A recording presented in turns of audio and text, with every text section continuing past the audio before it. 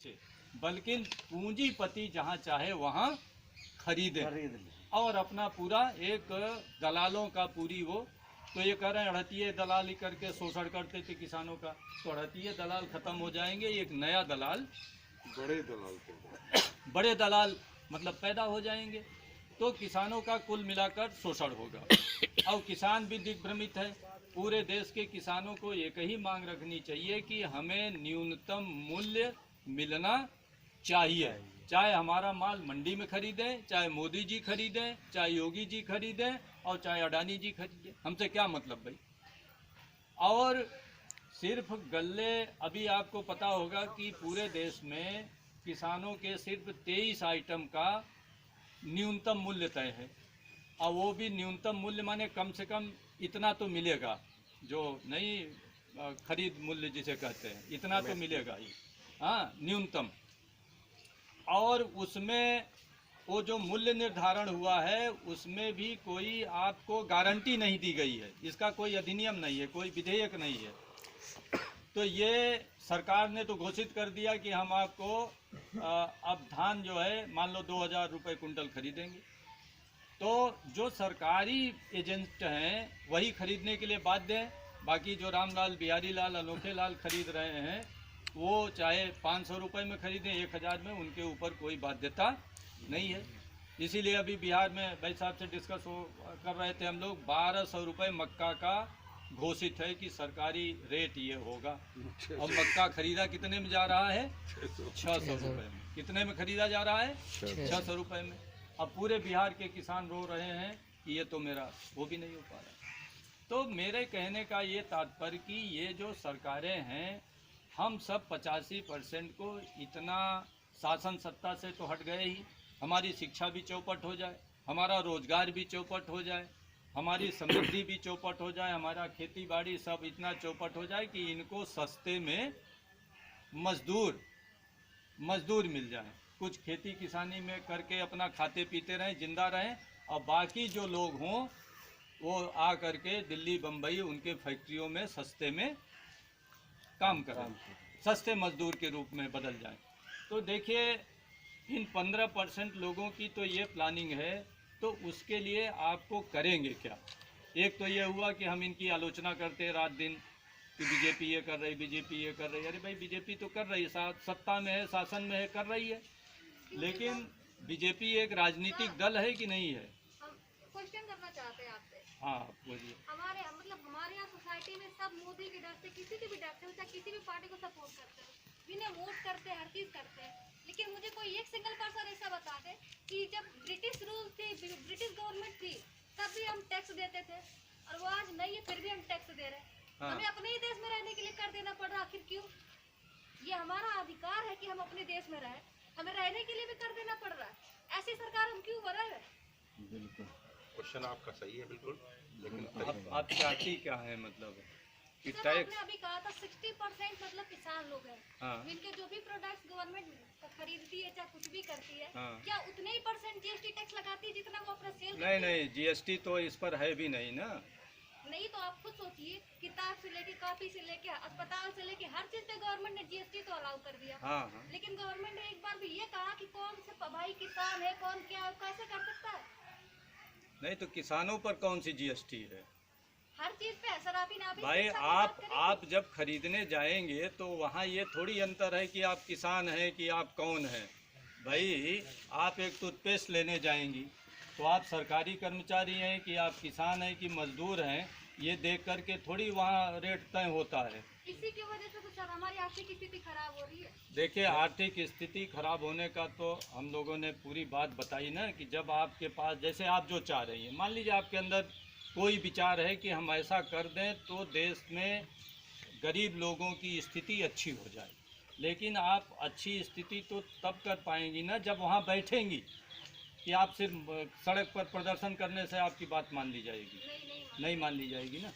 तो जब हम वही जो बात समझाने की कोशिश कर रहे हैं कि आपको कष्ट जो भी है, आप पर टैक्स है, आप पर जैसे मंडी शुल्क 2.5% है यूपी में, बाकी जैसे कर्नाटक है, आंध्र प्रदेश है, वहाँ पर यहाँ 2.5 रुपये है, वहाँ 50 पैसे है। हाँ, कहीं कहीं जैसे क्या किया है, ट्रैक्टर पर मेरे ख्याल से 18% या 28% शुल्क है। हाँ, उसके बाद इसी ढंग से जो पेस्टिसाइड है उस पर बहुत ज़्यादा शुल्क है, जो हमारे बीज हैं उस पर बहुत ज़्यादा शुल्क है। कृषि जो फार्म की छोटे छोटे इक्विपमेंट नहीं है, ये हार्वेस्टर और फलाना ढकाना, छोटे छोटे उपकरण हैं। उस पर भी 18% शुल्क है। तो जो किसान कृषि क्षेत्र में जो चीज़ें उपयोग में आ रही हैं, चाहे वो फर्टिलाइज़र हो, चाहे वो बीज हों, चाहे वो पेस्टिसाइड हों, चाहे दवाएं हों, या कृषि यंत्र हों, या जो भी किसान यूज कर रहा है, तो उस पर टैक्स का मिनिमम रेट इनको होना चाहिए, या टैक्स फ्री कर दें, जो भी कर दें। लेकिन ये आप तो ये हुआ कि ऐसा होना चाहिए, तो चाहिए तो बहुत कुछ चाहिए। जैसे हमने कहा बहुत अच्छी शिक्षा होनी चाहिए। जैसे ये प्रश्न आप भी कर सकती थी कि दिल्ली में जो शिक्षा एक IAS अफसर के लड़के को है, या लखनऊ में जो मिल रही है, या आपके इटावा में मान लीजिए जो तमाम क्रिश्चियन स्कूल हैं, या बड़े बड़े विवेकानंद और कौन कौन बड़े स्कूल हैं, जहाँ 3000 से 5000 महीने फीस लिया जाता है। एक गरीब किसान की गांव में साल भर की आमदनी कितनी है? 10,000 से लेकर 20,000 तक। क्यों, किससे ज़्यादा होगी आप बताओ जी? सही सही बात है। जब जिसकी 10,000 से 20,000 आमदनी है, अगर चलो 20,000 मान लें, चलो हम 24,000 मान लें, तो एक महीने में कितनी आमदनी हुई उसकी? कितनी हुई? 2,000। तो 2,000 में वो क्या ओढ़ेगा, क्या बिछाएगा, क्या खाएगा, और उसके 2 लल्ला हो गए तो क्या पढ़ाएगा भाई? हैं? तो आप ये देखिए ना कि अब वही शिक्षा मिलने के लिए आप भी इटावा में बसिए, हैं? आप भी 6,000 फीस दीजिए, तो 12 छंगा 72,000 तो फीस ही हो गया, या 3,000 भी फीस लगा तो 36,000 फीस हो गया। और बच्चे को आने जाने के लिए रिक्शे का खर्चा, कॉपी का खर्चा, किताब का खर्चा, तो आप नहीं पढ़ा पाएंगी ना। तो एक तो हम प्रश्न करें, ये अच्छी बात है कि भाई जो शिक्षा वहाँ मिल रही, हमें क्यों नहीं मिल रही? जो स्वास्थ्य सुविधाएं बड़े लोगों को मिल रही, हमें क्यों नहीं मिल रही है? जो रोज़गार, एक तरफ क्या हो रहा है कि यहाँ 6,000 महीने भी लोगों को नहीं मिल रहे हैं, एक तरफ 60,000 लोगों को तनख्वाहें मिल रही, वो काम नहीं कर रहे हैं। ऐसे भी लोग हैं जिनको 60,000 महीने मिल रहा है, यानी 3 परिवार की आमदनी एक महीने में उनको मिल रही है, और वो कर क्या रहे हैं? अगर उनका काम धाम देखा जाए तो सरकारी कर्मचारी है तो घूस अलग से ले रहा है, प्राइमरी स्कूल का टीचर है तो पढ़ा नहीं रहा है, जो भी है जैसे भी है, डॉक्टर है तो इलाज नहीं कर रहा है, जो जहाँ पड़े हुए हैं।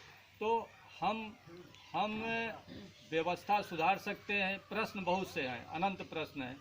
अभी ये हुआ, किसानों का हुआ कि भाई आप न्यूनतम मूल्य निर्धारित करिए हमें कि इतना मिलना चाहिए, और सबका निर्धारित होना चाहिए। अभी तक जैसा मैंने बताया सिर्फ 23 आइटम का मूल्य निर्धारित है, उस पर भी नीति नहीं बनाई कि ये आपको देंगे ही, और नहीं देंगे तो न देने वाले पर दंड लगेगा। भाई अनिवार्य तब होगा कोई चीज़ ना। भाई जैसे सेठ जी खरीद रहे हैं आपका धान, तो सरकार ने तो निर्धारित कर दिया कि 2,000 कुंटल खरीदेंगे, 2,000 रुपये कुंटल, लेकिन सेठ जी 1,500 रुपये में खरीद रहे हैं। तो सेठ जी के विरुद्ध कहीं भी FIR करने का या कोई कार्रवाई करने का आपके पास अधिकार होना चाहिए ना, लेकिन इस नियम में कोई अधिकार नहीं है। न सरकार के पास है, न जनता के पास है, न SDM के पास है, न DM के पास है, हैं? तो घोषित तो आपने कर दिया, और वो भी 23 आइटम के लिए। बाकी तमाम चीज़ें हैं। अभी टमाटर, अगर अभी आप इटावा में टमाटर लेने जाइए तो 80 रुपये किलो टमाटर है, और 2 महीने पहले टमाटर कितने का बिक रहा था? 5 रुपये किलो बिक रहा था। तो जो बीजेपी ने अपने घोषणा पत्र में कहा था कि हम जब आएंगे तो कोल्ड स्टोर की एक पूरी चेन बनाएंगे, यानी हर ज़िले में 5-5, 6-6 कोल्ड स्टोर बनाएंगे कि ये सब्जी वाले भी अपना टमाटर है, भिंडी है, धनिया है, तमाम चीज़ें लंबे समय तक रखें, और जब उनको भाव मिले तो ले जा कर के बेच दें।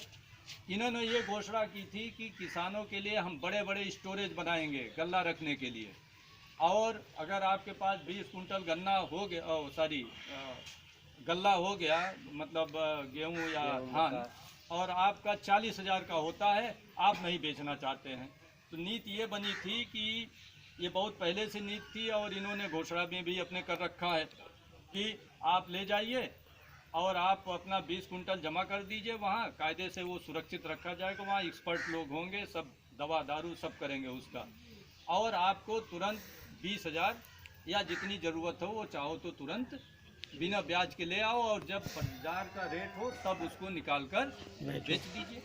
ये पॉलिसी बनी। कोल्ड स्टोर की पॉलिसी बनी। ये पॉलिसी बनी कि किसानों की आमदनी हम दूना करेंगे। पॉलिसी ये बनी कि हम सिंचाई की व्यवस्था बेहतर करेंगे। पॉलिसी ये बनी कि हम किसानों के उपज को बेचने का व्यवस्था अच्छा करेंगे, यानी मंडियों का बेहतर विकास। तो जो इन्होंने घोषणा की थी उसको नहीं लागू किया एक भी कार्यक्रम, और जिस बात की घोषणा नहीं की थी वो चीज़ें इन्होंने लागू कर दिया। तो इनके तो एजेंडे में है जो आप कह रही हैं मैडम कि आप पढ़े ना, आप दरिद्र रहें, आपके पास रोजगार न हो, आप रोते रहें, आप बीमार हो तो आपकी दवा न हो, या दवा हो तो इतनी महंगी हो कि आप बर्बाद हो जाओ। लेकिन जिन लोगों को ये समस्या है, क्या 85% लोग होते हुए क्या हम मुख्यमंत्री और प्रधानमंत्री की कुर्सी पर बैठकर ईमानदारी से अपनी समस्या का नहीं हल कर सकते? तब तो आप ऐसे आदमी को चाहते हैं कि अपनी जात का हो आदमी, हाँ, और जात में भी जब जाए तो अपने जात की भर्ती कर दे, अपने जात को ठिका दे दे, अपने जात को ये कर दे। और जात का आदमी अगर डकैत हो गया तो एक बात कहेंगे, अरे सभी डकैत हैं इस देश में, तो हमारा हो गया डकैत, तो क्या फर्क पड़ता है? तो जब ये जनता की मानसिकता होगी, जनता चुनाव में जाती है तो क्या करते हैं, दारू चाहिए उसको, मुर्गा चाहिए, हाँ, वो पश्चिम में वो नारा लगता है कि कच्ची दोगे तो कच्ची बात और पक्की दोगे तो पक्की बात, यानी कच्ची दारू पिलाओगे तो यहाँ का भी है, सुबह हो गया फिर वही बात, सुबह हो गया फिर वही बात, तो सुबह हो गई तो जब फिर वही सुबह बात। उतर गई तो फिर वही बात, हाँ।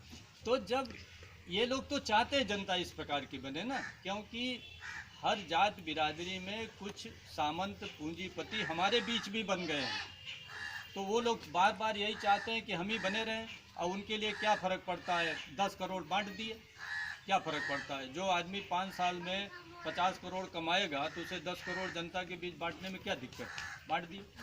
तो हम लोग एक स्वस्थ राजनीति खड़ा करना चाहते हैं कि अच्छे विचार के लोग, अच्छे सोच के लोग, ईमानदार लोग आएँ। एक दिन में चीज़ें नहीं होती, न एक भारत, न हमारा भारत देश ख़त्म हो रहा है, न ये संतानें आगे इनकी पीढ़ी नहीं आएगी, हमारे भी बेटा, बेटे के भी बेटा, बेटे के भी, ये तो चलता रहेगा ना, देश भी चलता रहेगा और लोकतंत्र भी चलता रहेगा। तो ऐसा नहीं है कि यहीं से इतिश्री हो रहा है, यहीं से प्रलय आ जा रही है। तो आगे आने वाला सिस्टम हमारे संतानों की सही हो, इसकी भी तो कहीं ना कहीं चिंता शुरू करनी पड़ेगी। और बेईमान लोग राजनीति में ना आए, धीरे धीरे प्रयास करके, भाई आप हम प्रयास करेंगे, कभी हमारे ही टीम में हो सकता है कोई बेईमान निकल जाए, हटाया जाएगा, फिर प्रयास जारी रहेगा, फिर हो सकता है कोई बेईमान वो हटाया जाएगा। तो लेकिन ये तब प्रयास होगा जब हम लोग समूह में प्रयास करें। हो क्या रहा है, अब हम शासन सत्ता में क्यों नहीं आ सकते?